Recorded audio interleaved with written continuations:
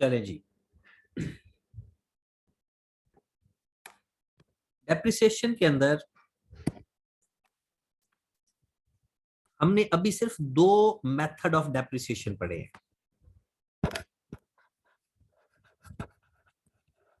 Methods of depreciation के अंदर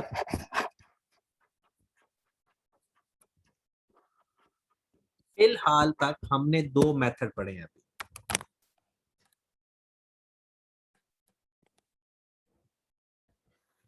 method of depreciation के अंदर एक मेथड हमने पढ़ा है स्ट्रेट लाइन,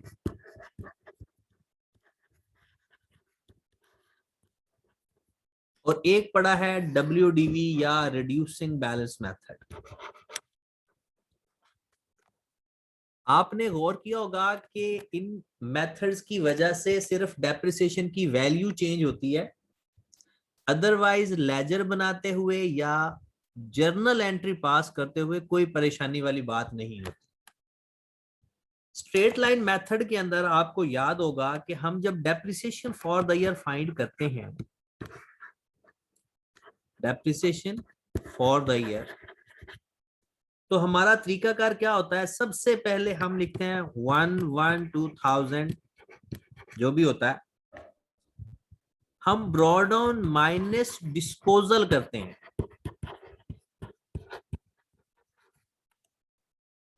और एक और चीज भी आप माइनस कर सकते हो, अगर कोई एसेट फुली डेप्रिशिएटेड हो। फुली डेप्रिशिएटेड एसेट को भी दोबारा डेप्रिशिएट नहीं करते होते। अगर एक एसेट जिसकी लाइफ 10 साल थी वो 10 साल से ज्यादा टाइम में पड़ा हुआ है, तो आप उसको दोबारा डेप्रिशिएट नहीं करोगे, वरना उसकी बुक वैल्यू नेगेटिव आ जाएगी ना, यानी उसकी कॉस्ट से उसकी डेप्रिसिएशन तो बढ़ ही नहीं सकती।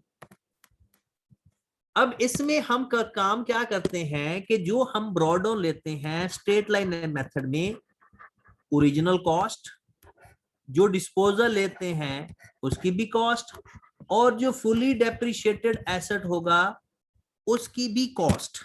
स्ट्रेट लाइन मेथड के अंदर हम कॉस्ट के ऊपर डेप्रिसिएशन अप्लाई करते हैं।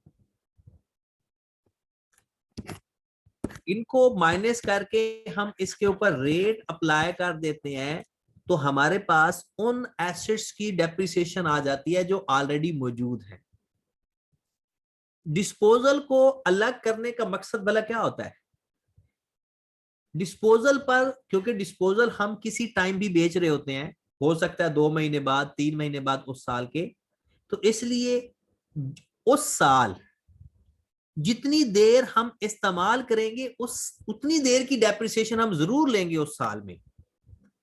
ठीक है, तो इसलिए डिस्पोजल को हम अलग करके डेप्रिशिएट करते हैं जितने टाइम के लिए उस साल में हमने उसको इस्तेमाल किया, उसको हम कहते हैं टाइम फैक्टर।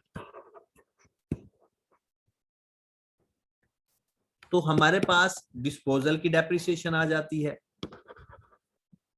फुली डेप्रिशिएटेड को दोबारा डेप्रिशिएट नहीं करते। फिर बात आ जाती है एडिशन की। एडिशन भी जितने टाइम के लिए उस साल आपके पास अवेलेबल है, आपने बस उतने ही टाइम के लिए डेप्रिशिएट करना है। अगर एक से ज्यादा एडिशन हो उस साल तो सारे के सारे आएंगे अलग अलग। एक से ज्यादा डिस्पोजल हो तो सेम ट्रीटमेंट डिस्पोजल की कि ब्रॉड डाउन से माइनस। एक्चुअल में अब थोड़ा प्रैक्टिकली सोचें, डेप्रिसिएशन होती है आपके पास जितने भी non current assets available for use हैं, मतलब रेडी फॉर यूज है, आपने उनको डेप्रिशिएट करना है आपके।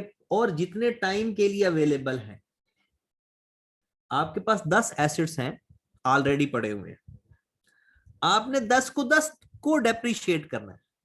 लेकिन अगर उन 10 में से एक एसेट आप 6 महीने के लिए इस्तेमाल करके बेच दोगे, तो 9 को पूरे साल के लिए डेप्रिशिएट करेंगे, और जो 10वां एसेट है उसको 6 महीने के लिए डेप्रिशिएट करेंगे, क्योंकि हमारे पास वो 6 मंथ के लिए रहा।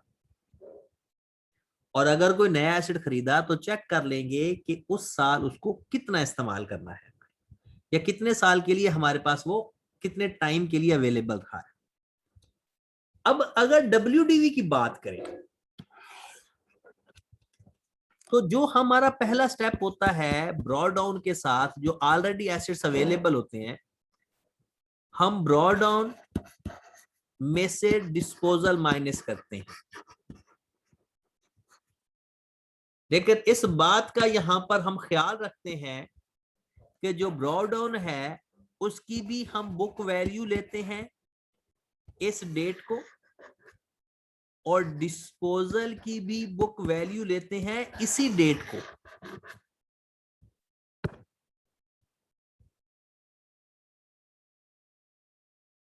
रन अहमद कहते हैं सर जी अब क्या सेपरेट सेपरेट वर्किंग करेंगे? सब सेपरेट वर्किंग तो नहीं हो रही है, तो मैं आपको तरीकाकार बता रहा हूं। बस तीनों को सेपरेट इसलिए करते हैं क्योंकि तीनों का टाइम सेम नहीं होता। सेपरेट वर्किंग करने का मकसद ये है एडिशन का, ब्रॉड डाउन का, डिस्पोजल का, क्योंकि तीनों का टाइम चेंज है। पूरे साल के लिए अगर तीनों टाइप को इस्तेमाल करोगे तो फिर सेपरेट करने की जरूरत नहीं है। हाँ, जब WDV मेथड आएगा उसके अंदर ब्रॉड ऑन माइनस डिस्पोजल करके रेट अप्लाई कर देंगे। फुली डेप्रिशिएटेड एसेट्स को माइनस करने की जरूरत नहीं होती। इसकी कोई वजह बता सकता है?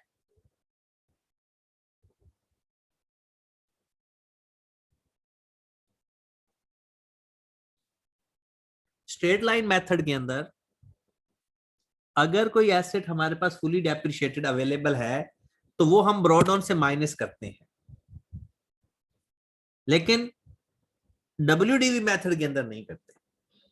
हाफिज अबू बकर ने बड़ा अच्छा आंसर दिया। उसकी वजह क्योंकि जो फुली डेप्रिशिएटेड होता है उसकी बुक वैल्यू 0 होती है, क्योंकि उसकी बुक वैल्यू तो 0 हो गई, क्योंकि कॉस्ट माइनस अक्यूमुलेटेड डेप्रिसिएशन, जितनी कॉस्ट उतनी अक्यूमुलेटेड डेप्रिसिएशन, इसलिए उसको माइनस करने की जरूरत नहीं है। लेकिन कुछ स्कूल ऑफ थॉट्स ये भी कहते हैं कि WDV के अंदर एसेट फुली डेप्रिशिएट नहीं होते। किसी हद तक ठीक है, लेकिन किसी हद तक नहीं भी ठीक, क्योंकि फुली डेप्रिशिएटेड एसेट हो जाते हैं। वो मैं आपको फिजिकल क्लास में अब सिखाऊंगा, क्योंकि इस तरह फिर हमारा इस टाइम, आज जुम्मतुल मुबारक है तो हमारा टाइम ज्यादा ना लग जाए। ठीक है, चलें जी। अब आ जाओ जरा, फिर वही बात, यहां पर जब हम डिस्पोजल लेंगे तो डिस्पोजल की बुक वैल्यू लेंगे, ये वाली जो ऊपर माइनस की है ना, क्योंकि साल के शुरू में उसकी वो बुक वैल्यू थी, और उसको हम टाइम फैक्टर से मल्टीप्लाई करके उसकी डेप्रिसिएशन फाइंड कर लेंगे। फिर वही बात, एडिशन, अगर उस साल, और हर साल की हर दफा यही वर्किंग हुआ करेगी। ये दोनों मेथड तकरीबन, यानी तकरीबन क्या 100% हमने सीख लिए हैं। अब इनके अंदर बस कॉन्सेप्ट ऐड होने हैं। अभी हमने सिर्फ 2 मेथड से कैलकुलेशन सीखी है, और इस तरह इससे ज्यादा आसान तरीका नहीं हो सकता IAS 16 के सीखने का, क्योंकि इसके बाद हमने इसके अंदर कॉन्सेप्ट ऐड करने हैं। बेसिक हमने सीख लिया है। तो एक क्वेश्चन देखते हैं। आपने वैसे ये असाइनमेंट कंप्लीट कर लेनी है। कुछ 1-2 क्वेश्चन ऐसे हैं जिसमें डेट वगैरह का इशू है, उनको छोड़ देना है, बाकी बेसिक ये कंप्लीट कर लेना है। मैं आपको क्वेश्चन नंबर 23 प्रैक्टिस करवाने लगा हूं। जिसने पहले कर लिया बहुत अच्छी बात है, और करवाऊंगा भी सिर्फ WDV के साथ। इसने तो इसमें कहा है कि आपने जर्नल एंट्रीज और लेजर बनाना है, आप इसके एक्सट्रैक्ट भी बना सकते हो जी। क्वेश्चन पढ़ना शुरू करें। बैलेंस एज ऑफ एसेट्स 1115 को 900,000 है, और इसी डेट को इसकी एक्यूमुलेटेड डेप्रिसिएशन है 3,50,000। 1115 की बात हो रही है, तो जनाब अकाउंट बनाना शुरू करें। एसेट का अकाउंट बनाने के लिए बहुत कम वर्किंग की जरूरत होती है। एसेट के अकाउंट के लिए बहुत कम वर्किंग चाहिए होती है। 1115 ब्रॉड आउट 900,000। फिल वक्त हम सिर्फ एसेट को देखते हैं। 1715 को हमने एक एसेट 2 लाख का खरीदा। 1715 को हमने एक एसेट 2 लाख का खरीदा। डन। उसके बाद 30 सितंबर 15 को हमने एक एसेट सेल किया 1,80,000 का, विच वाज परचेज्ड 300,000। हम जब भी अपना एसेट क्रेडिट करते हैं उसकी कॉस्ट से क्रेडिट करते हैं। तो 30 सितंबर 15 को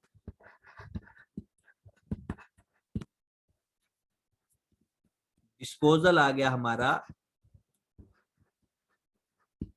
300,000, मतलब जिसकी कॉस्ट 300,000। डन। उसके बाद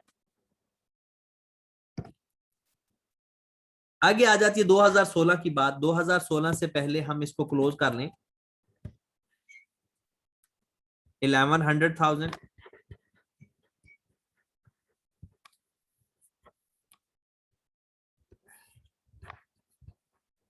और हमारे पास 2015 का कैरी डाउन आ गया 31 दिसंबर 15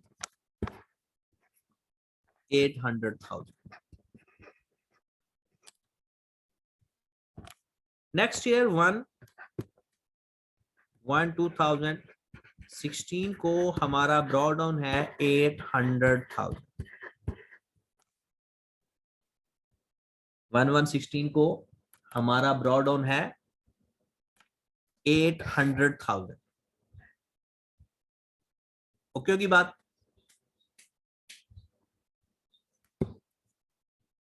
हाँ जी। अब 2016 में वो कहता है at 30 June 16 purchase for rupees 400,000। एक एसेट हमने 4 लाख का खरीदा and at the same date sold for rupees 200,000 which was purchase 350,000। और एक 3,50,000 का एसेट उसी दिन बेचा भी से। डन। तो जो खरीदा है उसको तो हम डेबिट कर देते हैं 30 जून 2016 4 लाख का एसेट खरीदा और सेम डेट को हमने 3,50,000 वाला एसेट बेचा भी है। क्लोज कर दें जनाब। 12 लाख हमारा कैरी डाउन आ जाएगा।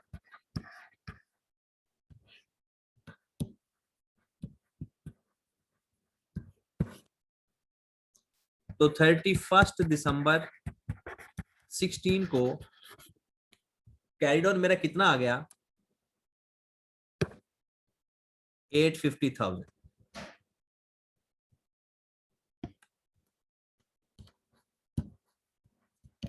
डन। तो ये मेरे एसेट का लेजर बन गया। एसेट का लेजर बन गया।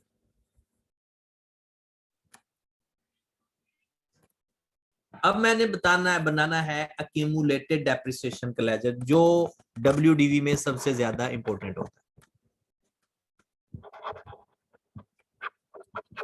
अक्यूमुलेटेड या प्रोविजन फॉर डेप्रिसिएशन का लेजर।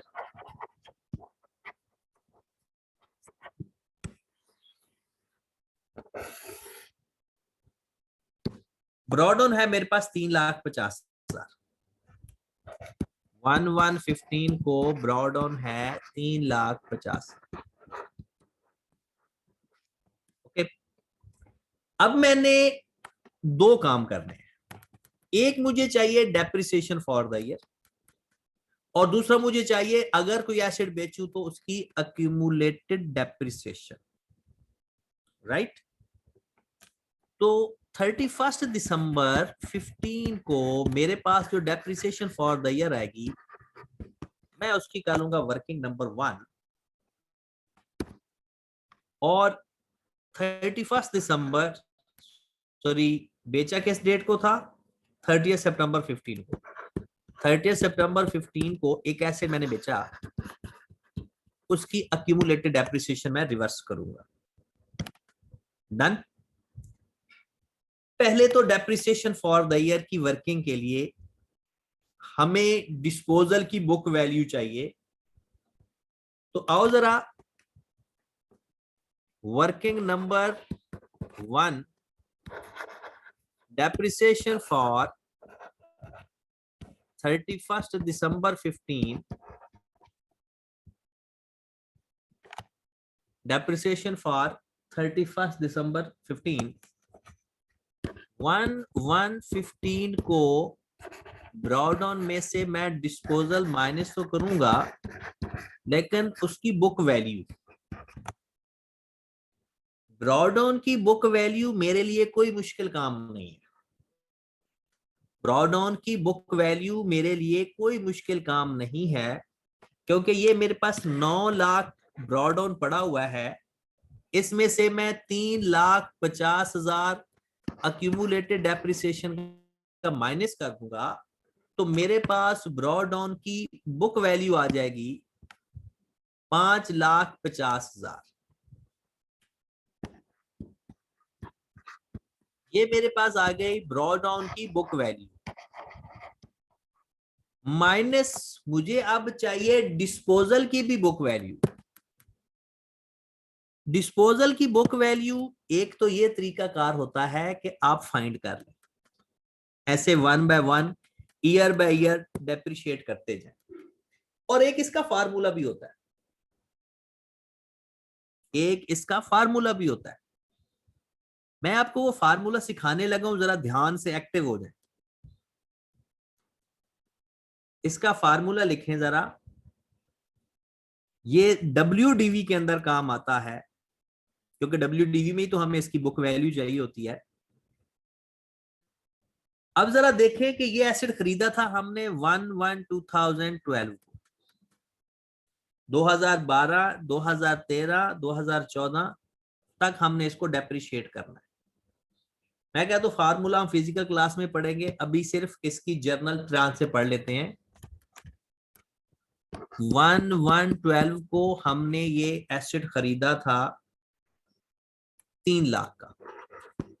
फार्मूला मैं जरूर पढ़ाऊंगा, लेकिन फिजिकल क्लासेस में, क्योंकि आज फार्मूले के चक्करों में हम जो जिस चीज पर ग्रिप हासिल करना चाहते हैं वो ना रह जाए। 31 दिसंबर 12 हर साल एंड करके जाना है। इसका 10% लिया तो 30,000, 270,000 हमारे पास बुक वैल्यू आ गई 2012 के बाद। फिर 31 दिसंबर 13, 27,000। हाँ जी, 2,70,000 में से 27,000 माइनस कर दें तो कितना अमाउंट आ गई? 2,70,000 में से 27,000 आप माइनस कर दो तो 243,000। फिर आ गया 31 दिसंबर 14, 24,300। तो इसमें से 24,300 माइनस कर देंगे तो आ जाएगा 218,700। खत्म होगी बात, क्योंकि हम 2015 तक 2000 ये डेट हमारी एक्चुअल में पिछले साल का जो क्लोजिंग बुक वैल्यू आई वो अगले साल की ओपनिंग होती है। तो 2014 के एंड तक हमारे एसेट की जो बुक वैल्यू आ रही है वो आ रही है 2,18,700। 2,18,700 ये भी बुक वैल्यू है डिस्पोजल की। किस डेट को? 1/1/15 को, मल्टीप्लाइड बाय 10%। उसके बाद हमने एक एसेट खरीदा, अपने लेजर से इंफॉर्मेशन देख लो। एसेट हमने खरीदा 1715 को 2 लाख का, 1715 को हमने एक एसेट खरीदा 2 लाख का। 10% के हिसाब से 6 महीनों की डेप्रिसिएशन आ जाएगी। 10% के हिसाब से 6 महीनों की डेप्रिसिएशन आ जाएगी। 30 सितंबर को एक एसेट हमारा डिस्पोज हो गया, उसकी कॉस्ट यानी बुक वैल्यू यहां से उठानी है, कॉस्ट होती तो कॉस्ट लेते हैं। WDV मेथड में साल के शुरू में उसकी बुक वैल्यू थी 2,18,700, उसके ऊपर 10% लेंगे और वो एसेट हमने 9 महीने के लिए इस्तेमाल किया। ओके की बात। चले जनाब, अब फाइंड करना शुरू कर दें।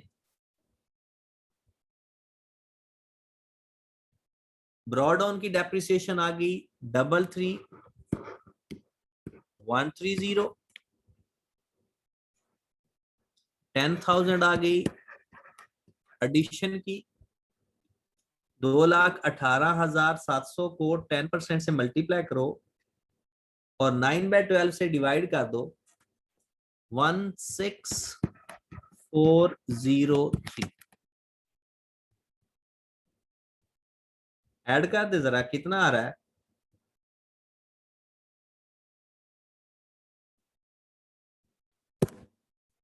Five nine five double three 59533। इसके अंदर आपका दोनों काम हो गया, डेप्रिसिएशन फॉर द ईयर भी आ गई 959533 और डिस्पोजल की अक्यूमुलेटेड डेप्रिसिएशन भी आ गई। मुझे यहां से आप लोगों के सामने मैं ये वर्किंग दिखाता हूं। आपने बताना यह है कि डिस्पोजल की अक्यूमुलेटेड डेप्रिसिएशन कितनी है।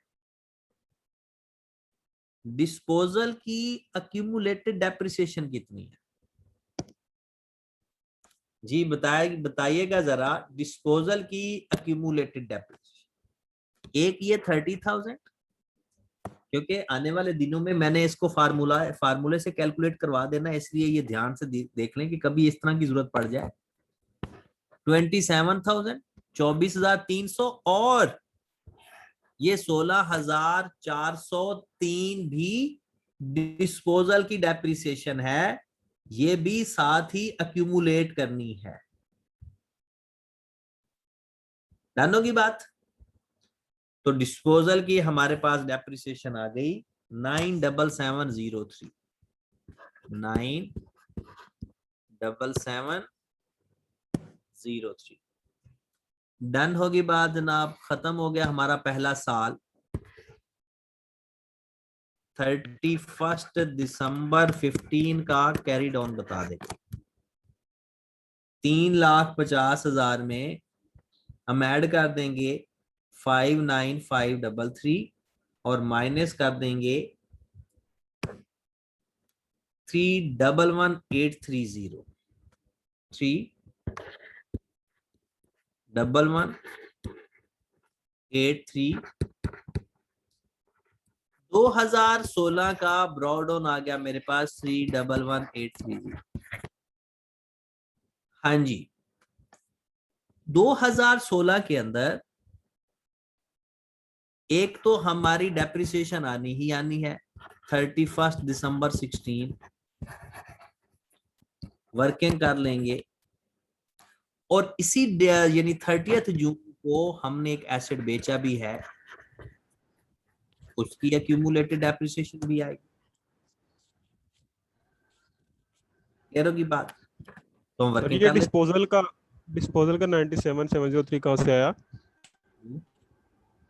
ये डिस्पोजल की एक्यूमुलेटेड डेप्रिसिएशन है मेरे भाई। ये देखो, मैंने ये बताया तो है, ये ऐसे डिस्पोजल है ना, ये डिस्पोजल की इंफॉर्मेशन है ये वाली। इसकी ये डेप्रिसिएशन 2012 में आ गई, ये आ गई 2013 में, फिर ये आ गई 2014 में, और ये आ गई 2015 में। इन चारों को ऐड कर लिया तो ये बन गई accumulated depreciation of disposal. Straight line में ना डायरेक्ट कर लेते थे क्योंकि वो फिक्स था, इसमें हम डायरेक्ट नहीं कर सकते। हाँ, ये जरूर है, इसका भी तरीका है, एक फार्मूला है, वो मैं पढ़ाऊंगा, लेकिन अभी नहीं। डन, चले। यस सर, डन है। अब आ जाओ जरा अगले साल की वर्किंग पे, 2016 की वर्किंग पे। डेप्रिसिएशन फॉर 31 दिसंबर 2016, 1116 को हमारा तरीकाकार वही ब्रॉड डाउन माइनस डिस्पोजल, और हमने इन दोनों की बीवी लेनी है, मतलब ब्रॉड डाउन की भी बुक वैल्यू, डिस्पोजल की भी बुक वैल्यू। तो 1116 की जो बुक वैल्यू आएगी वो आपकी लेजर हेल्प करेगा। ये 1116 उसकी कॉस्ट है 8 लाख,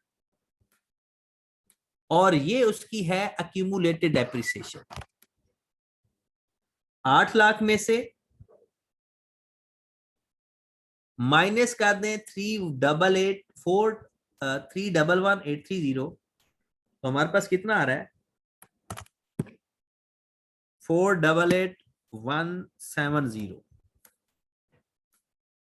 4,88,170 माइनस डिस्पोजल की भी बुक वैल्यू चाहिए। उसके लिए हमें वैसी ही वर्किंग करनी पड़ेगी कि हम देखते हैं कि हमने डिस्पोजल को खरीदा कब था। 2012 के अंदर खरीदा कब था? 2012 के अंदर 1/7/2012 3,50,000।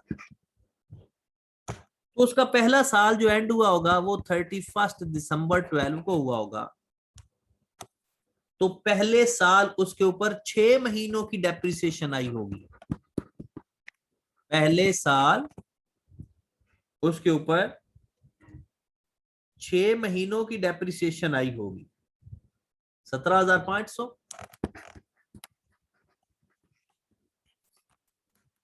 तो 3,50,000 में से 17,500 माइनस कर दिया तो 332,500।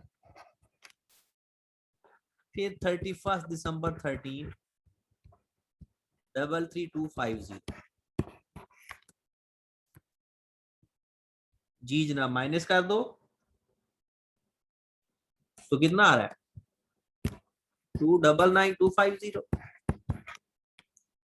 फिर 31 दिसंबर 2014 को 2,99,25। तो बुक वैल्यू हमारे पास बच गई 269,325। हमने अब जाना है 1116, मतलब डेप्रिशिएट करना है 31 दिसंबर 15 तक।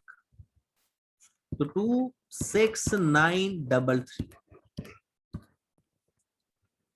269.33। ओके, हमारे पास जो वैल्यू बच गई 242,392, ये आ गई हमारे पास बुक वैल्यू जनाब।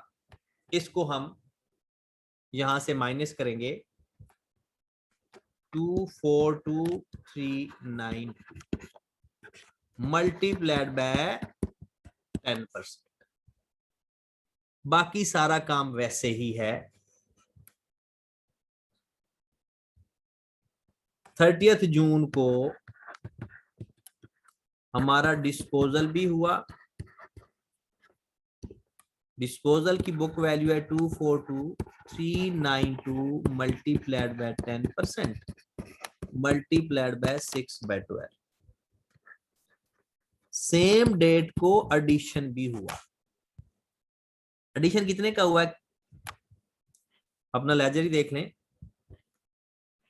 एडिशन हमारा हुआ है 4 लाख का। एडिशन कितने का हुआ है? 4 लाख का। लो मेरे भाई, आपके पास डेप्रिसिएशन आ गई इस साल की 4,88,170 में से माइनस करो और उसका 10% लो, तो कितना आ रहा है? 24,578। फिर 242,392 का 10%,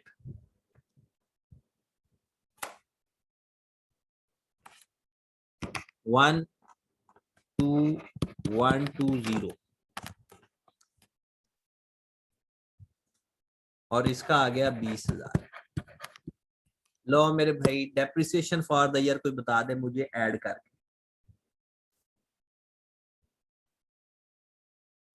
डेप्रिसिएशन फॉर द ईयर बताएं, टोटल करके कितनी आ गई?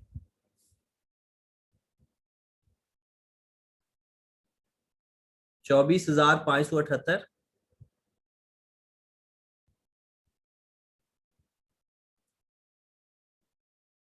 56698, 56698।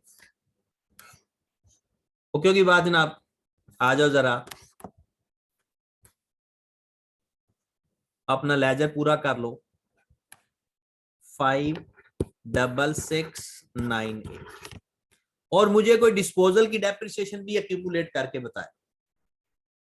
मुझे कोई डिस्पोजल की डेप्रिसिएशन भी एक्यूमुलेट करके बताए, कितनी है डिस्पोजल की एक्यूमुलेटेड डेप्रिसिएशन। पॉइंट्स का डिफरेंस आ जाता है, कोई मसला नहीं है।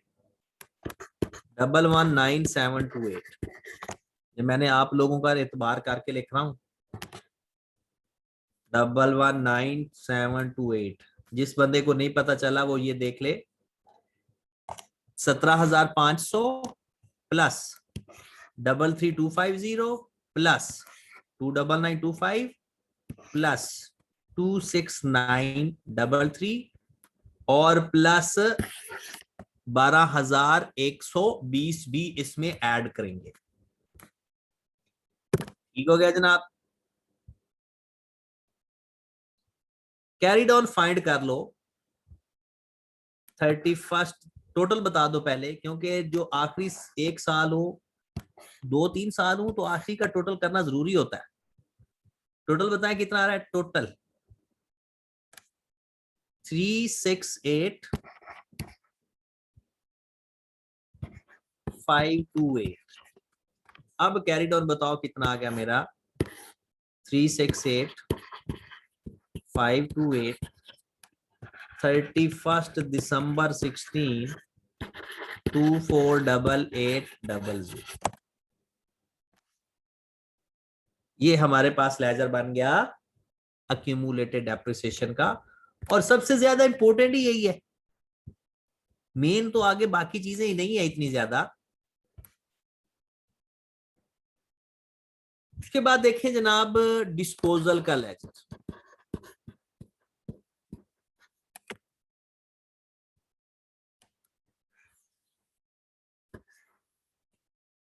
हाँ जी, डिस्पोजल के लेजर में सबसे पहले हमने एक एसेट बेचा था 30 सितंबर 15 को। उस एसेट की कॉस्ट थी, जो एसेट बेचा था पहले उसकी कितनी कॉस्ट थी? कितने वाला एसेट बेचा था? अपना लेजर देखकर बताओ।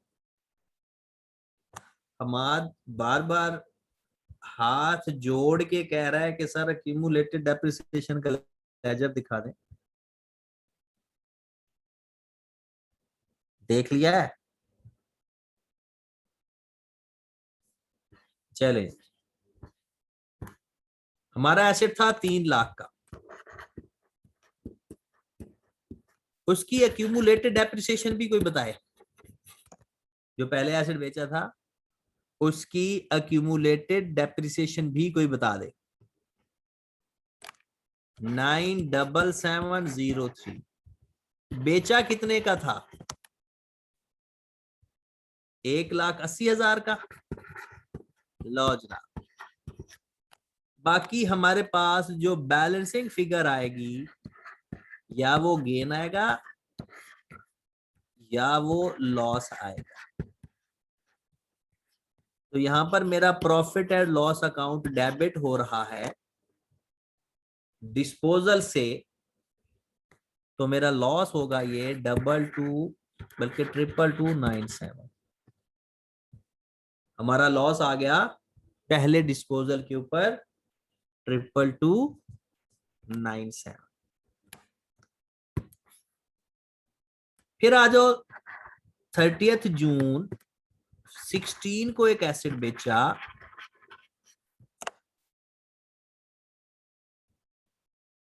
कितने वाला एसेट था जो बेचा है? बेचने वाले की कॉस्ट कितनी थी? बेचने वाले की कॉस्ट कितनी थी? 3,50,000। उसकी एक्यूमुलेटेड डेप्रिसिएशन कितनी थी? जो बेचा उसकी एक्यूमुलेटेड डेप्रिसिएशन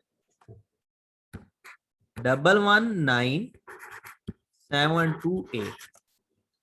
जो एसेट बेचा उसकी एक्यूमुलेटेड डेप्रिसिएशन बतानी है। कुछ लोग पता नहीं क्या कुछ और ही बताई जा रहे हैं।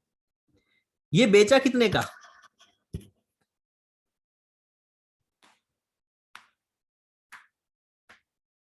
जी, ये एसेट बेचा कितने का? क्वेश्चन से पता करो ना। ये एसेट बेचा था 2 लाख का।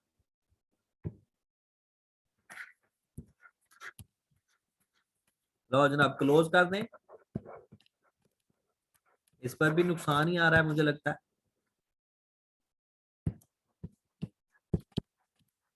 तो प्रॉफिट एंड लॉस अकाउंट में अमाउंट चली जाएगी 30270।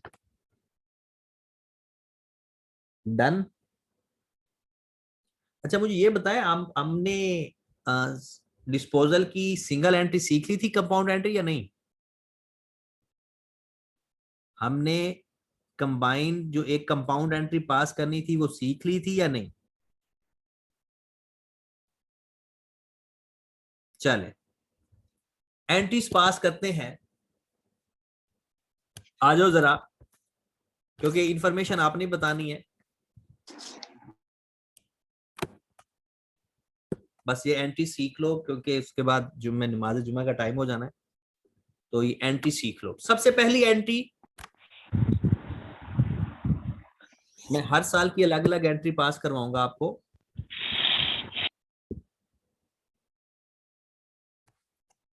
जी, सबसे पहले हमारे पास आ गया जनाब 2015 में हमने एक एसेट खरीदा था 1/7/2015 को। हमारा एसेट डेबिट होगा, कैश क्रेडिट होगा। कितनी अमाउंट से? एसेट डेबिट होगा, कैश क्रेडिट होगा। कितने का एसेट खरीदा था बताते जाइएगा। 2 लाख। जी जनाब, 2 लाख।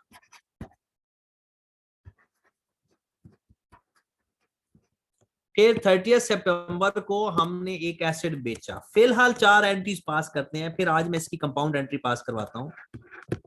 30 सितंबर 2015 सबसे पहले हम करते हैं cash debit, sorry disposal to asset. 3 lakh वाला एसेट बेचा था मेरे ख्याल में। Yes sir.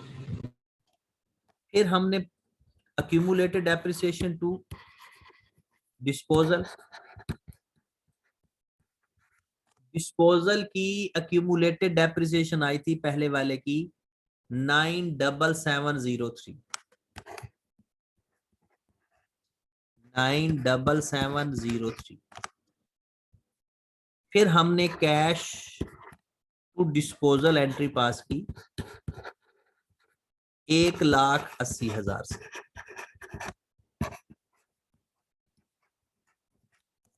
फिर हमें इसके ऊपर लॉस आया था, तो profit and loss account debit disposal credit. कितने का हमें लॉस आया था पहले के ऊपर? 22297 22297। हम नॉर्मली ये 4 एंट्रीज पास करते हैं और इन चारों की प्रैक्टिस होना जरूरी है। इन चारों एंट्रीज में खास बात कि हर एंट्री के अंदर डिस्पोजल डेबिट या क्रेडिट हो रहा है। डिस्पोजल डेबिट या क्रेडिट हो रहा है। अगर आप इस डिस्पोजल की जिधर जिधर डेबिट हो रहा है और जिधर जिधर क्रेडिट हो रहा है, अगर आप सारा डेबिट और सारा क्रेडिट का टोटल करोगे तो ये इक्वल आता है। जो जो डेबिट हो रहा है और जो जो क्रेडिट हो रहा है, अगर आप इसका टोटल करोगे तो ये इक्वल आ जाएगा। तो फिर हमें इस 4 एंट्रीज में डिस्पोजल निकाल दिया जाए, बाकी जो डेबिट हैं उनको डेबिट लिख दो, जो क्रेडिट हैं उनको क्रेडिट लिख दोगे तो हमारी एक एंट्री बन जाएगी। और हम कहते हैं कि उसको सीक्वेंस के साथ लिखा करो। कैश लिखा करो, जितना कैश आया डेबिट, अक्यूमुलेटेड डेप्रिसिएशन जितनी भी थी वो भी डेबिट। अगर प्रॉफिट एंड लॉस है तो profit and loss account debit होता है, और अगर गेन है तो profit and loss account credit होता है। 22297 और अपना एसेट क्रेडिट कर दो 3 लाख से। ये एक सिंगल एंट्री भी पास कर सकते हो, ये दोनों काम अलाउ। आप लोग चारों एंट्रीज पास कर दो डिस्पोजल की, या जितना कैश आ रहा है डेबिट, जितनी एक्यूमुलेटेड डेप्रिसिएशन रिवर्स हो रही है वो एसेट कर दो क्रेडिट, और जो डिफरेंस है डेबिट साइड पर डिफरेंस आ जाए तो लॉस होगा, और अगर क्रेडिट साइड पर आता तो ये गेन होता। तो ये हमारे पास डिस्पोजल की कंपाउंड एंट्री है। चारों एंट्रीज पास कर लो या एक एंट्री पास कर लो, दोनों ही ठीक है। फिर उसके बाद 31 दिसंबर 2015 को ये है डेप्रिसिएशन फॉर द ईयर की entry. Depreciation debit, accumulated depreciation credit. तो 2000 जो 15 की डेप्रिसिएशन आ रही थी वो आई थी 59,533। 59,533। लो मेरे भाई, ये पहले साल की एंट्रीज देख लें, कंपाउंड भी एंट्रीज पास हो गई इसमें। ये जनाब इसमें ये कंपाउंड एंट्री भी है और इसमें वो चारों सिंपल एंट्रीज भी है। ये है हमारा साल 2015 का, और साल के एंड पे डेप्रिसिएशन की तो एंट्री पास करनी बनती ही है। ओके होगी बात। उसके बाद अगले साल मैंने कंपाउंड एंट्री पास करनी है।